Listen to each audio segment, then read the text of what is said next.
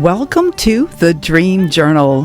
From the studios of KSQD in Santa Cruz, The Dream Journal is a weekly show where we explore the power of nighttime dreams through conversations with dream experts and with listeners like you.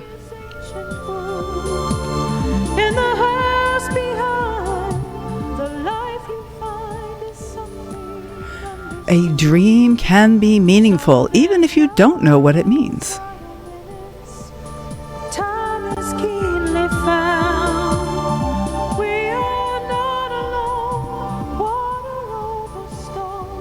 Today's music is called Echotron, created by Rick Cluffel, again for you today.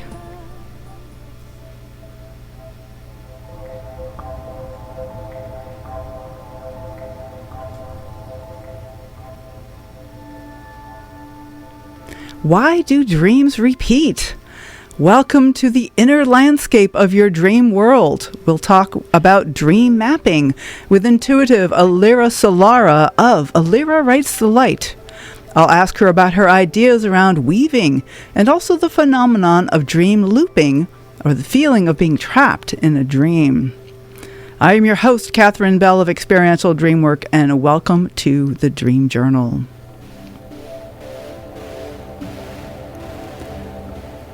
I just want to share a little piece of a dream I had yesterday morning, because it's such a beautiful visual of the sense of when I was riding a bicycle in a kind of a rock cave which was curved over me on one side, but the other side was like a fall off to a cliff, and so I could like either fall off the cliff or crash into the wall of the cave, and there's cars behind me. I don't know how there were cars on this narrow little thing, but this is just my dream image. And there's something about this, like this level of tension and pressure on me that was really helpful. And as I've gone through my day and thinking about the pressure that's going on in my life right now, it just helps to see myself in that cave. And the nice thing is that by the end of the dream, I'd figured out how to let the cars go by, and I'd figured out how to ride the bike down some stairs, so I was able to ride a little more freely. So it helps me realize when I'm feeling that kind of compressed feeling that I can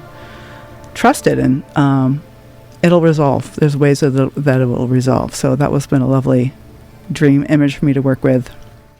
So I want to say hi to our guest, Alira Solara. Hi, thanks so much for coming on the show. Hi, Katherine. Thank you so much for having me. Great.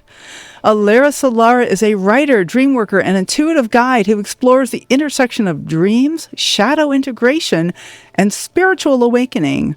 Through her work, she helps others decode symbolic language, map inner landscapes, and reconnect with their own intuitive knowing through dream work, storytelling, and embodied self-inquiry. And you can find Alira at her webpage, alirawritesthelight.com. So Alira writes the light. So you're intuitive and you write. Tell us, what does that look like? What do you mean by that, by writing the light? So I identify myself as a weaver, and a weaver is someone who works with light and shadow and brings fragmented pieces into coherence. And I do that through my writing, through intuitive channeling, and also through dream work. Mm-hmm. So bringing distortion into the light, essentially bringing shadows into the light so that they can be integrated and transmuted. Can you give us an example? Like, what interesting you call it a distortion. I love that. Like, we think of the shadow as kind of the typical word we use, but often there is like a distortion. You want to say a little bit about that? Sure. So when I think of the light, I think of integration with wholeness, with coherence, and having everything come together. Mm-hmm. Distortion is kind of the opposite. It's when you're fragmented. It's when pieces of you have been left behind. And it's bringing those pieces back into wholeness with the self, so that you can be your full integrated woven self. Maybe if you want to talk about an example, I'm wondering, the dream image I shared, just the little nugget of being in the kind of cave cliff at the same time. Right. Is that something you would call a distortion? Because this is odd. Yeah, so when I think of weaving, I think of the threads as different pieces of life. So Mm-hmm. it could be timelines, it could be dreams, it could be echoes of memory. And when you bring the distortion in, you're basically shining a light on what is confusing or what's been moving in the shadows that has been affecting you without you maybe even realizing it. Mm-hmm. Mm-hmm. And so dreams are a really good example of that because you get the symbolism and you might not know what it means. And dream weaving is essentially looking at those things and finding the patterns moving beneath them. Okay, so looking for patterns. So like looking in more than one dream, is that the way you look for patterns? Is that what you Okay. Absolutely. Mm-hmm. Some your dreams are kind of like your soul's communication to you, but Right. the dreams speak in symbols, and so it takes some tracking to begin to notice what those patterns are saying. Oh, so this is where we could get into recurring dreams because if something happens over and over again, that's most definitely a pattern. But Definitely. And often they're like very mysterious. Like what do you, how do you work with recurring dreams? What do you recommend that we do about that? well, the first thing I always recommend is to keep track of your dreams by writing them down when you wake up. And this can be easier said than done because sometimes when you wake up, you don't remember the dreams. Mm-hmm. But it's important to write down not just what happens in the dream, but maybe if you wake up feeling a certain way, or if you just remember, one setting, starting small is a good place to start. And then the more you write down your dreams, the more you begin to remember each day. Mm-hmm. Right. And sometimes I just don't want to. I mean, maybe because I think that there's nothing in that dream. Oh, that's meaningless. Or maybe because it's intense and scary and I don't want to remember it. So true. And sometimes it might not seem like it makes sense, but if maybe you have a dream about eggs one night and it feels kind of random and it doesn't make any sense, but later on you have another dream about eggs in a different way, like the eggs break or the shells break, and then you might start to be like, wait, what was happening in that first dream? And what are the similarities between this next dream where I had, eggs showed up in both? You know what I mean? Mm. Okay, so then you could start to link them together and like say and I find that these symbols are I didn't even call them symbols, images. Let's just call them images because like a symbol means the thing is like standing for something else, but maybe the egg is valuable in its own right, the eggness, and like how that is evolving. Like you said, maybe eventually one of them gets broken. Right. Mm. And I think that, everybody's dream symbols are kind of unique, although there are kind of symbols that mean the same thing to a lot of people because of like our cultural um, background or, shared, shared culture that it might mean something to a lot of people. But then there are certain things that only show up in your life. And that's where the decoding comes in. Right, right. Well, because like so, some things like water or snakes have like a kind of a commonly understood meanings. But if like your dad was a snake handler, you'd have a very different relationship to snakes than most of us. And so it's an unusual circumstance, but that happens. Like horses, what's your experience with horses is often more important, or at least as important as the cultural symbol around that. Exactly. So we're talking about these recurring images that happen for us, and I've had this interesting phenomenon, and I seem to be. I haven't had so much lately, but there were quite a few years where I would visit a certain mountain in my dreams. And sometimes I'd be trying to get to the top, and sometimes it'd be like in a big storm and all alone, and sometimes I'm with other people, and sometimes I'm just traversing the lower areas, and sometimes there's like a ski slope on one side, and sometimes it goes down to the ocean, but there's some sense that this is the same landscape, that this is like the same place. And I often get the feeling in the dream of like, oh, this is that place again. It's like familiar. I wonder if you want to say a little bit about that. Yeah, so your dream realms that you visit, a lot of times they are kind of like parts of the self. Like for example, I dream about my grandmother's house very frequently. Mm-hmm. And to me, that's kind of like the heart of my dream map. Because I grew up in that house. There are a lot of childhood memories that I have there, and I often experience family members in these dreams and very raw emotions. And Mm-hmm. so for me, that place is when I'm dreaming about my grandmother's house, I'm dreaming about really raw, deep emotions that kind of root back to my childhood and like my inner child. But then there is also like a beach realm that I visit. And this realm has to do, I've started to kind of decode what these places mean.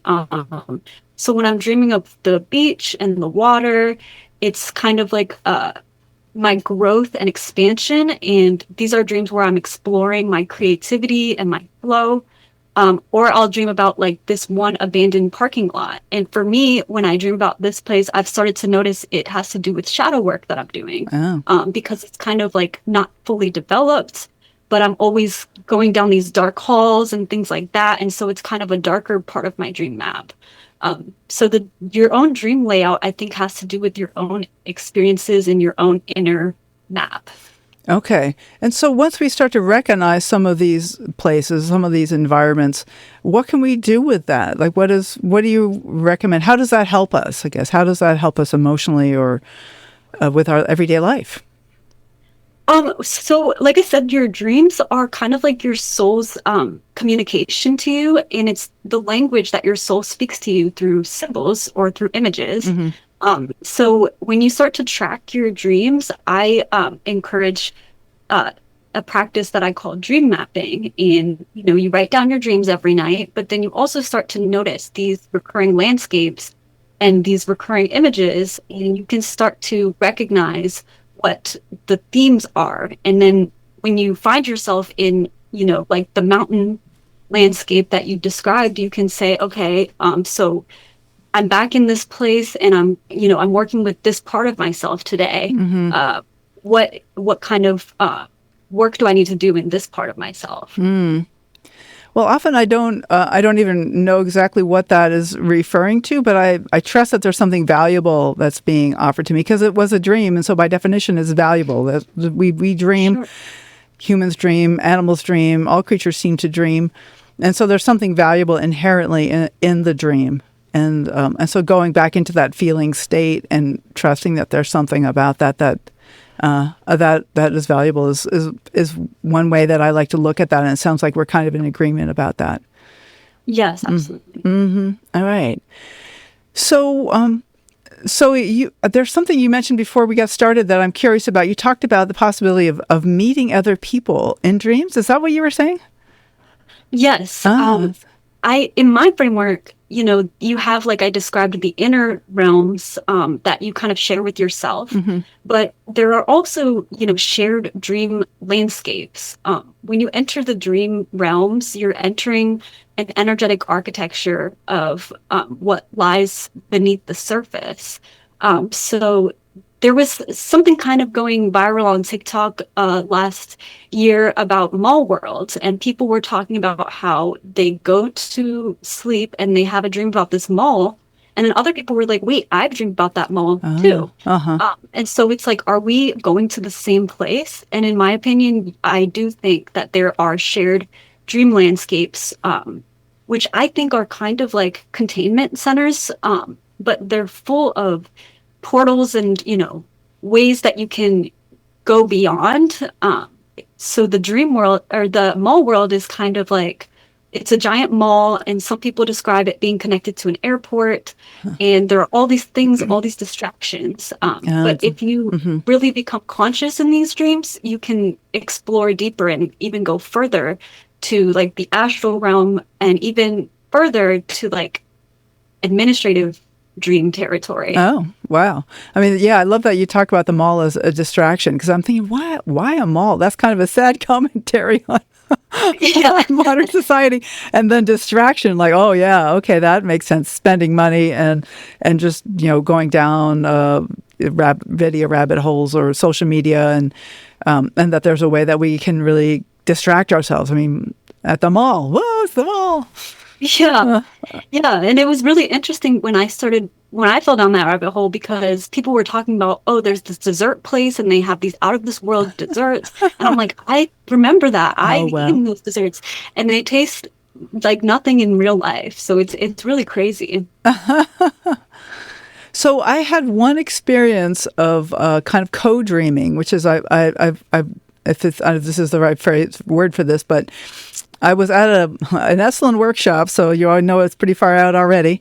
I think it was Robert Moss who was leading the workshop, and we'd been together for 4 or 5 days, and the evening before our last day together, he said, well, let's all meet tonight in the dream. And the room we'd been meeting in had this picture of some Red Rock Canyon, like down Zion or Bryce or something like that. And it was so that we'd been kind of looking at this picture the whole week that we'd been together. And he said, well, tonight, let's all go to that canyon and we'll see who remembers their dream. And I had a memory of a dream all night long. Of course, I'm like, I got to remember the dream. I got to go to the canyon. Like, it was really kind of intense incubation. And I did find myself at the mouth of the canyon. I didn't go in, but there were like 2 or 3 other people that I saw that I actually recognized from the class. And of those, and then the next day, of those 3 people that I saw, 2 of the people said they also dreamed about the canyon. So that's incredible. I thought that was very interesting. The 3rd person didn't, but that doesn't mean they didn't. It just means they don't remember. Not remember. Right. It takes a lot of intention to do that, though. You really have to, be lucid enough to get there.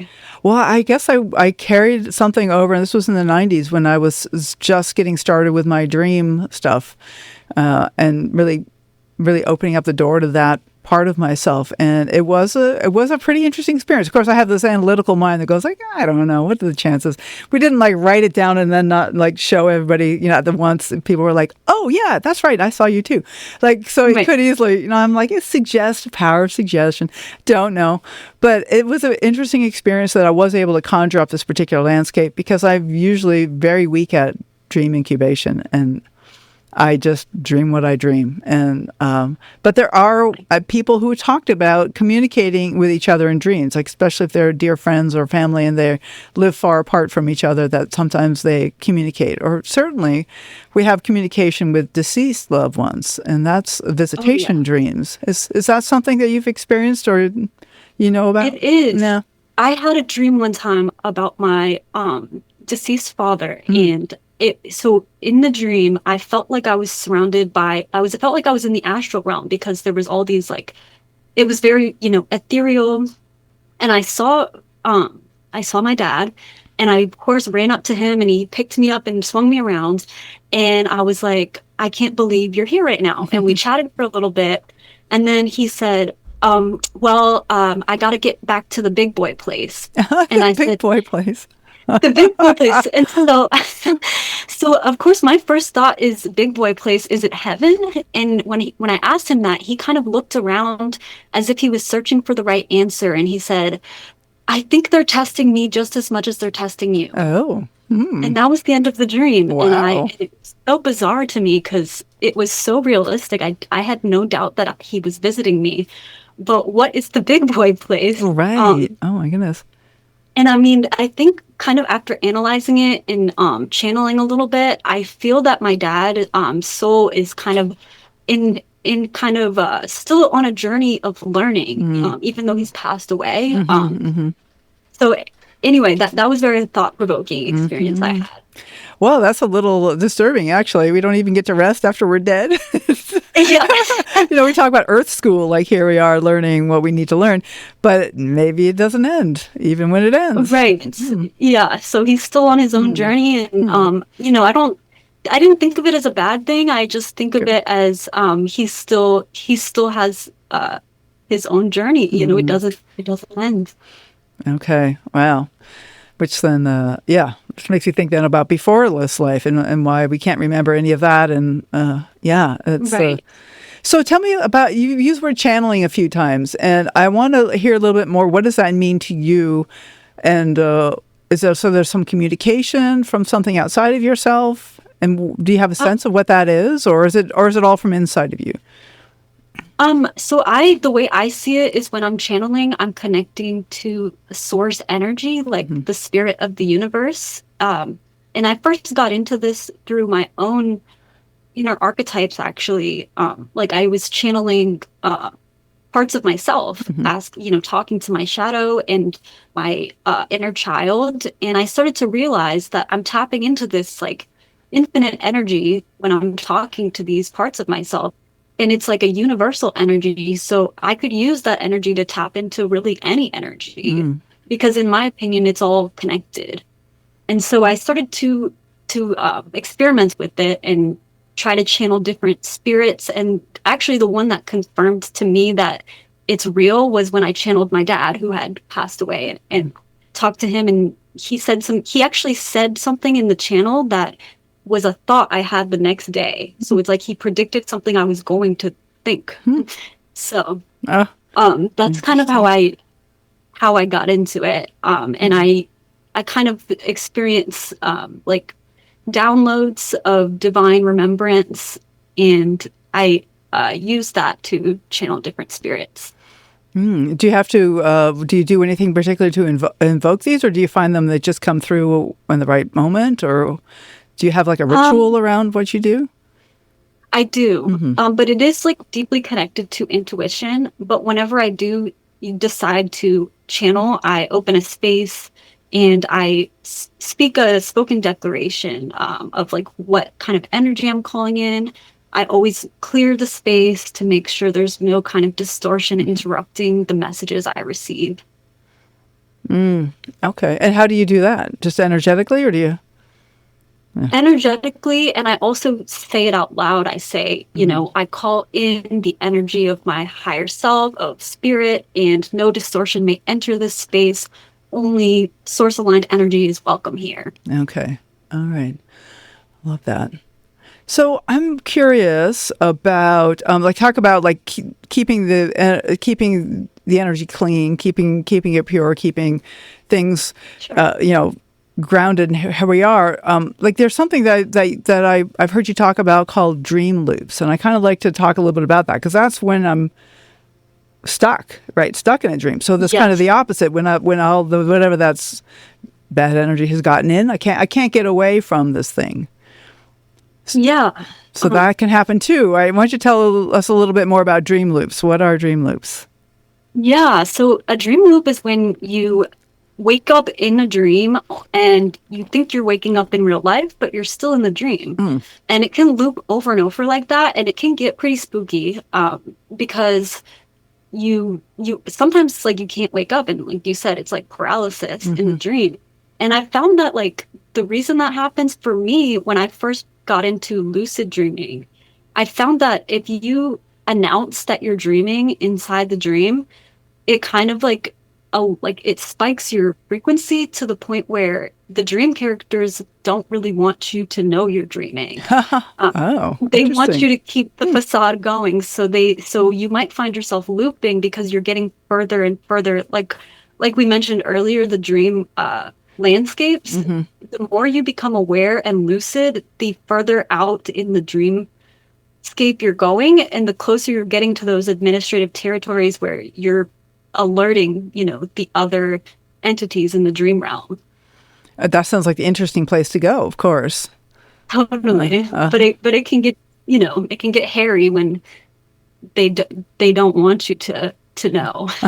Well, why would they not want you to know? I mean, is that parts of ourselves that are not wanting us to know, that kind of keeping us like in our rut?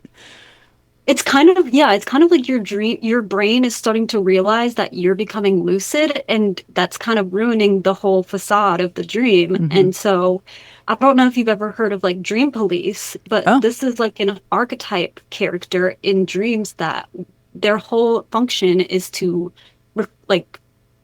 collect wandering consciousness that's becoming too aware. So the whole point of dreaming is to experience symbolism, and when you become aware, it kind of like breaks the fourth wall in a sense. And so the dream characters will either try to get you to wake up, or they will try to get you to forget that you're dreaming. And so that's kind of where the dream loops come in. Like I had one dream, and I kept waking up inside the dream. And I knew I was dreaming each time because I would look at my hands and I had a different amount of fingers. And so I would wake up and I would be like, okay, I'm in my bedroom. And then I look at my hands and then I had 3 fingers. So I was like, okay, this is not real life. And I ended up looping so many times that a police officer, or this man that looked very official, had a briefcase wearing all black, and he came and said my full name and tried to grab my hand and said, "You need to come with me." And I did not go with him. I ran away because that freaked me out. And he said, he didn't chase after me, but he said, "You can't outrun this." And that is not like a isolated thing. A lot of times when people start to dream loop, some sort of official, it could be like a medical official or something, people have reported that they will have somebody interrupt the loop and do something of that sort. So that doesn't interrupt the loop though, but it leaves you in the dream? But then you're in a regular dream, or do you get to wake up? I did end up waking up after that. So I guess that's kind of what shook me out of it, because I was trying everything before that guy showed up. I tried to jump out the window, but it was only like a 2-story window. So I ended up just landing on my feet. I was trying to shock myself awake because I knew I was dreaming, but I couldn't wake up. Okay. Yeah. But have you gotten to some of these other places? Like, so while we're talking about lucid dreaming, like to get beyond the mall, like how do we get to the office? Is that what you called it? I call it administrative territories because this is kind of like where this is where esoteric things are kept. And, this is kind of like a more mystical view of it. But I think that once you get outside the shared realms, you start to get into like the realms that when somebody just wanders into them, it can be a lot to take in. It's where in my opinion, soul contracts are kept and ancient spiritual things are. And so if you're just kind of wandering into them, that's when those archetypes of the dream police will kind of swoop in and be like, whoa, right. Get back to your own awareness. But what if you really want to find out? Maybe I want to know. Yeah, exactly. And you can get there through meditation, and you can get there through dreams as well, with the right, dream hygiene. If you just kind of stumble into it, it might be a little too much to stumble into. Okay. All right. Well, this is Alira Solara, and her webpage is Alira Writes the Light. And we're going to take a short break. But you know what's going to happen after the break? That's when things get real. Because then we get to ask the real questions. I want to hear about a dream that Alira had that really helped her change her job, leave her job. It was a dream that really triggered a big change in her life, and I want to talk about that. Next week, tune in to hear from Diane Hartman. She will be talking about how she found herself while getting lost on Ireland's back roads. The Dream Journal is broadcast live from the KSQD studios in Santa Cruz and co-broadcast live in San Jose by KCXU and up at KOWS in Sonoma. And we are podcast everywhere on the Monday after the show. Full-length videos of the conversations can be found on Spotify and also on my YouTube page at Experiential Dreamwork. We will be right back.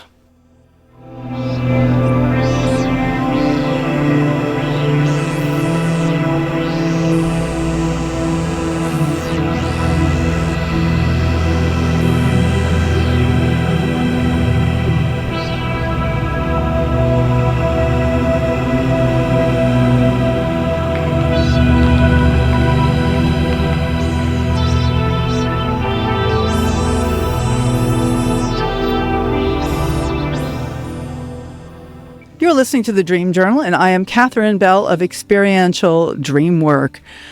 We do have people all over the world listening to us.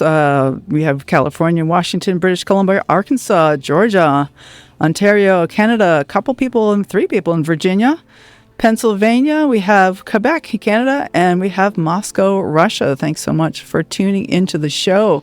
People all over the world are interested in their dreams and help us nudge the algorithm by spreading interest in dreaming. One way to do that is you can subscribe to the Dream Journal on your favorite podcast app. Thanks so much for your generous ratings and reviews. Keep them coming. And thanks for sharing episodes on your social media. It really helps more than you know. Follow the Dream Journal on Instagram, LinkedIn, Facebook, and of course on YouTube by looking for @Experiential Dreamwork. But most importantly, consider telling your friends about the show. You might just find your next dream sharing buddy. Our guest today is Alira Solara of Alira Writes the Light, and we are talking about dream weaving, dream mapping, dream looping, dream interpretation, all manner of things magical. All right, Alira, I do want to get to that dream that really helped you change your job. Would you like to give us an example of how, rundown of how that happened? Yeah. So, before I started my business, I was working in a law firm, and it was a really busy, overloaded job that I didn't really realize at a soul level that I was not really, it wasn't really rewarding for me anymore. And so one Sunday night, I had this dream, where I was at work, and in the dream, I was aware that it was a Sunday. And so I was like, why am I in the office? And so I tried to leave the dream, or tried to leave the office, and then I ended up back in the office. Every time I tried to leave the office, the dream kept bringing me back. And so I remember asking my coworker, it's Sunday, do we have to be here? And she said, you don't have to, you can leave if you want. But it's almost like the way she said it, there was like an unspoken expectation that I did need to stay. And so I woke up that day with this soul level ache, and I ended up getting fired that day. And it's like I didn't see it coming, but at the same time, my soul kind of saw it coming, and the dream kind of alluded to the fact that I was done with that place. And so I, that ache that I had all day, I couldn't shake it, and I couldn't decide whether I should leave or stay, and I ended up getting fired. And that's when I started to realize the communication that the dream was telling me, and the communication that my soul had been feeling this whole time, is that it wasn't rewarding, and it wasn't where I was meant to be anymore. And so that dream kind of woke me up to realize that it's time to start listening to my soul. And that's when I really started paying more attention to my dreams and how they were guiding me intuitively to what my soul was telling me. Right. Okay. And so the feeling of that the dream inspired was with you all day long before you found out about getting fired. So, but it's like kind of like it was precognitive, but then kind of also, I don't know. It's interesting that it's sort of like maybe the dream was preparing you for it, but as you say, it was the right thing to happen. It was still a shock, though. It sounds like. Yeah. The funny thing is that, like, the ache that I woke up with after this dream, it was bothering me all day so much that I took an early lunch break, and I went to like a nearby parking lot, and I was sitting in my car, and I was trying to decide whether I should go home because my stomach, and it wasn't a stomach ache, but that's what I was interpreting it at the time. Looking back now, it was more like sacral level ache. But I was sitting in my car, and I was typing out a message to my supervisor, like, oh, I'm going to go home. And then I was erasing it, and I was retyping it, and I couldn't decide. And then in the peak of my indecision, my car spontaneously broke down. There has been nothing wrong with it. And so I just knew that was the universe was basically giving me permission. And so I sent the text, and then 15 minutes later, they called me, and, they told me that I was being let go. And it didn't even feel like a punishment. It felt kind of like a release, and it was like what I had been wanting deep down. And my boss kind of just held the key to the door that I hadn't been able to open myself. Okay, but your dreams knew. Your dreams were. But my dream knew. It was preparing you, and also helping you, like by step through the door. Right, and if I hadn't said I'm going to go home, I probably wouldn't have been fired. So it was kind of like a direct link to that. And it was like a test. Am I going to listen to what my soul is telling me, or am I going to do what they expect me to do and just suck it up and go back to work? Right. And that was really what opened the door to following my passion and opening my business and starting a whole a whole platform based on my intuitive dream work and spiritual passion. So what kinds of things do you do like a lot of TikTok, I know, right? You do a lot of social media kind of things in your business, and you take clients, and what other areas, because I'm very dream focused here, but you have other areas that you're also interested in, or is it pretty much all around the channeling? Yeah, it is mostly around channeling. I kind of got some interest on pet readings that I do, Huh. where I channel people's pets and, give them readings on based on what their pets want to tell them. But another huge factor of my work is weaving, and I kind of operate based off of what I call the Weaver's framework, Hmm. which is a set of cosmology beliefs that I channeled and recorded. Um, and it's kind of the way I approach life in general is through weaving. And so you help people find their own patterns. Is that what you do as far as weaving goes? I do. I've just started offering weaving sessions. And so, people will come in with like whatever conflict and, tangled threads that they have. And I help them kind of untangle those threads and get to the root of it and identify the underlying pattern under what's going on, and how to create a new pattern with those threads. Uh-huh. Just by talking, or do you have and following your intuition? Yeah, it's through talking, and it's also intuitive based, and it's kind of like an energetic practice, working with the threads and the memories and the echoes that are going on in each person's field. Okay. I have to say, I got to circle back to this pet reading thing. Sure. I'm having an issue with my pet. Really. Totally. And I know you can't do a reading on the air necessarily, but there is something that I would love to know what's going on in his mind. I've been coughing for the last 5 weeks, and he's decided that's the terrifying. And whenever I even sometimes clear my throat, he will run out of the room, give me this look. And So interesting. I know, and he won't even come up to me anymore. And I'm like, huh.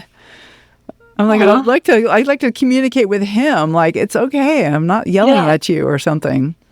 But Right. And it's almost like what is he trying to indicate? Because a lot of times, when pets do certain behaviors, it is like more intentional, like they're actually more aware and conscious of things than we realize. And so I've found that like sometimes pets do like irritating things, but it's really like their own form of communication. So I would be interested to know like if there's something that he's telling you that you're maybe not aware of oh, regarding. I bet. I bet. Yeah. Yeah, there's yeah. I mean, we have this running joke that my dog knows my moods before I do. Like, Yes. because he's And like often, very sensitive to my moods. Yeah. totally, But I've found that dogs like track their humans, moods, and like when they come home and they're like, oh, I wonder what kind of day they had. I can tell by the energy they bring back home, things like that. exactly. Yeah. And so, like, am I causing ultimately? Maybe I'm causing him to be nervous because of my anxiety, like the dream I shared about being riding the bike through the cave Right. with a big cliff. I guess that sense of anxiety is that what he's reacting to rather than my coughing specifically. Could be, yeah, Yeah. because a lot of times they do pick up on, and I've noticed that cats, especially when they are kind of more healing pets, so they might like cross your path or get in your way as a way to kind of like awaken you to something that you might be overlooking. Hmm. And then dogs are a lot more like absorbing, so they pick up on the feelings, and so, but a lot of times they will say like, let me in on what's going on with your world, because like talk to me out loud, tell me how you feel. It's not a burden to me. I actually want to help you. Yeah. um So I could talk to him some more. yeah, yeah, like Okay. you could even tell him like, hey buddy, it's okay, I'm just got allergies or whatever it is. I know. I try. Okay. It's mysterious. Well, he's also getting kind of old and weird. He's 13 and a Yeah. half. I think we all Oh. get a little weird when we get older.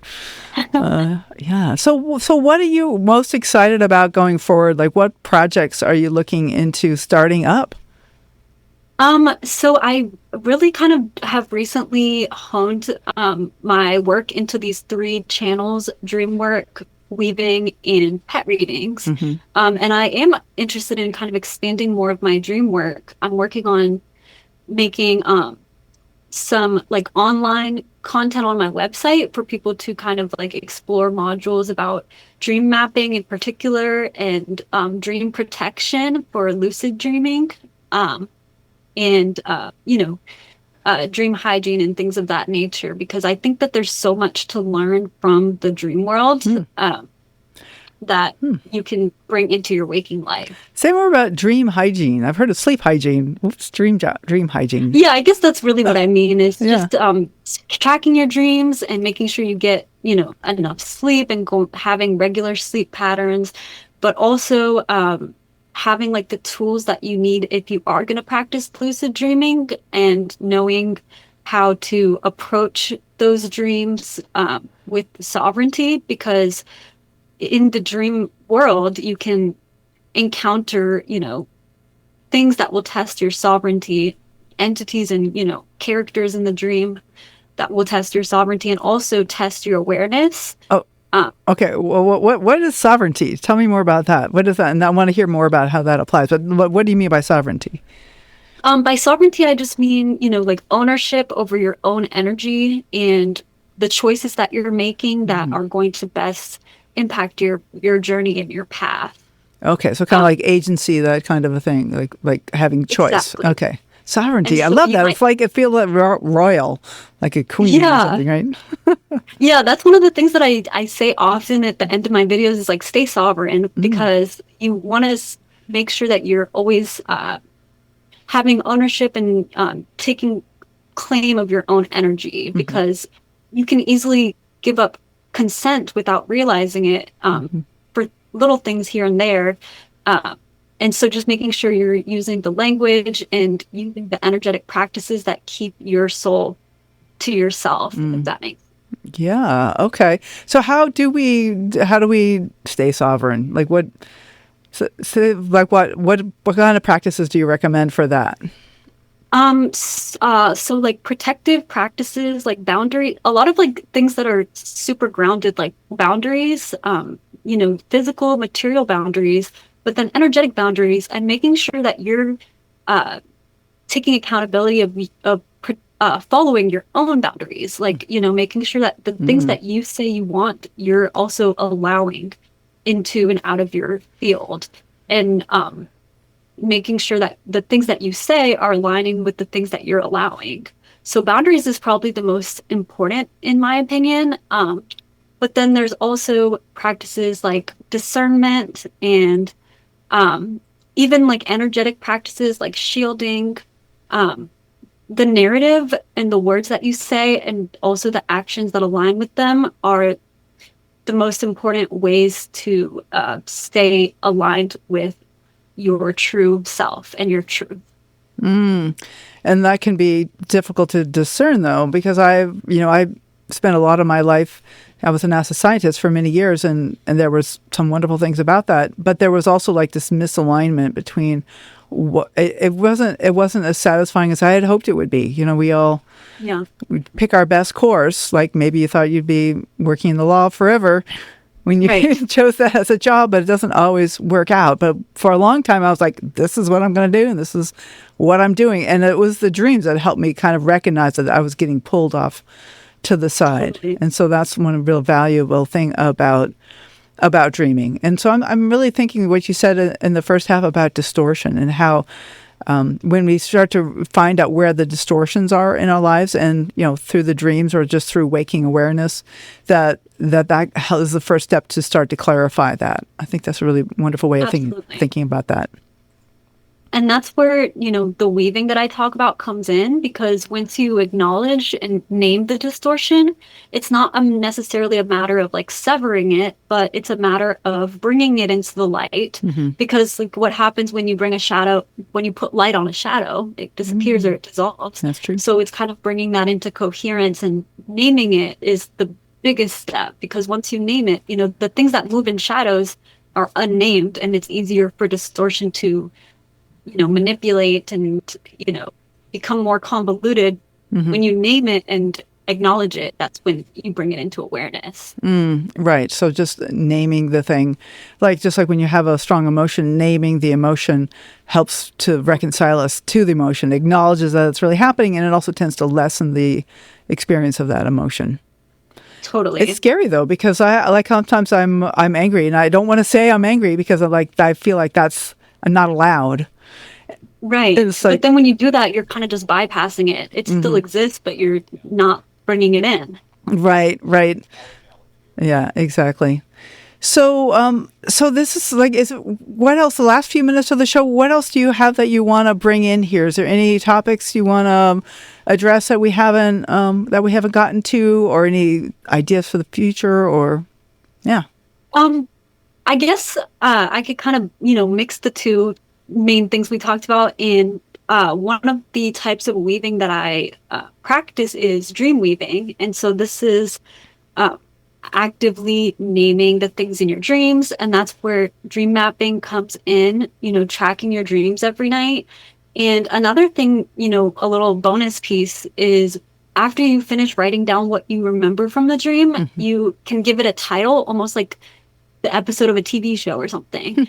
So then you have your journal, and you look back and you have all these things, and you can actually make a visual map of like the connections that you find.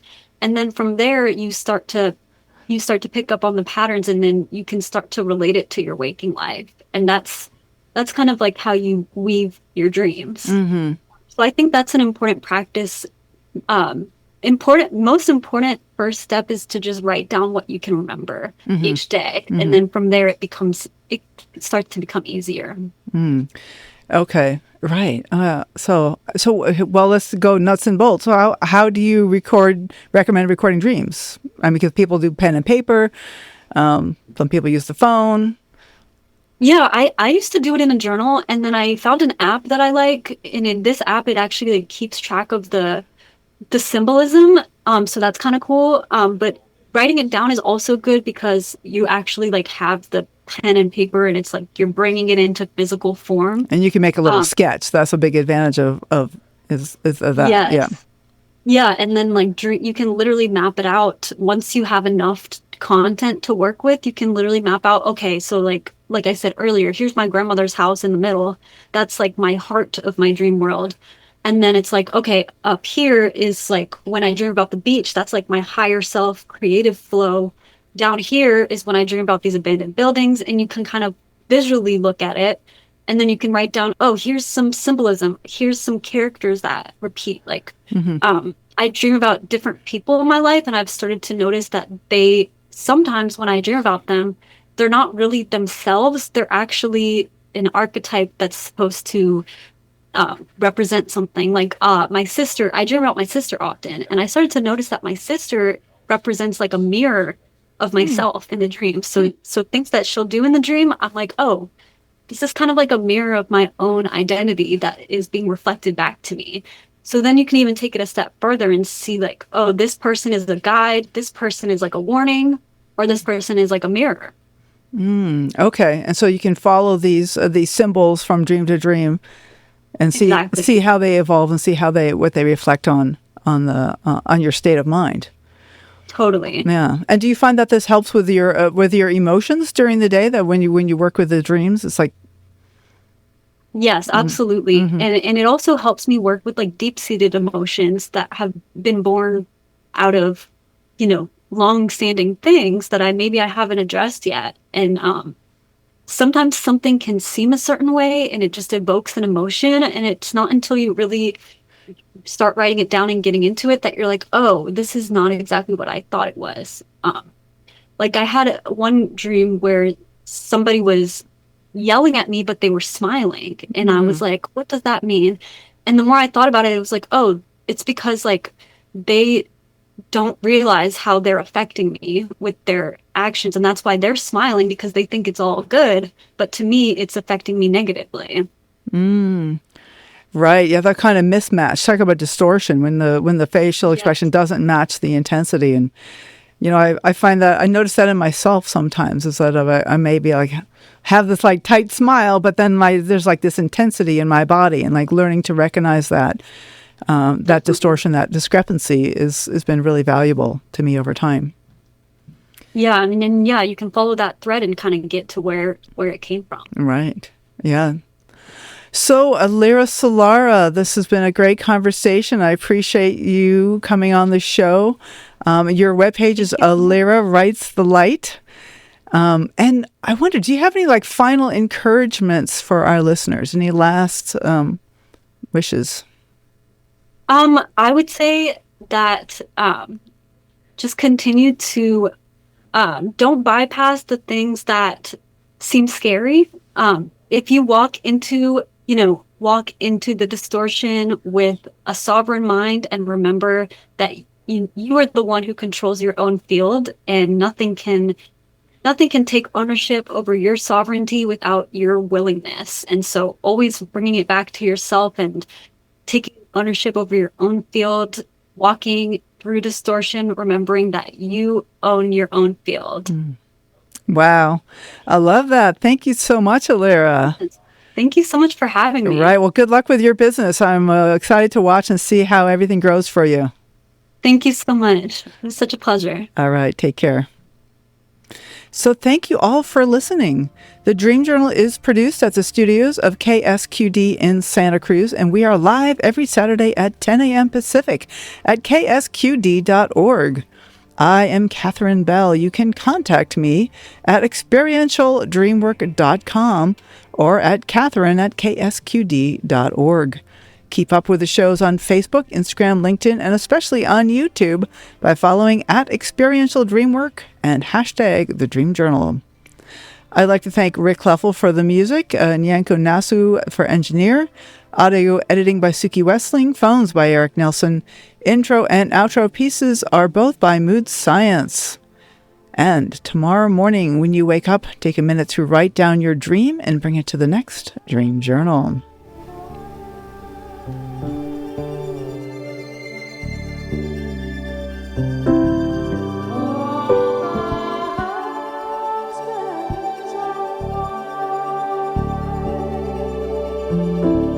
Thank you.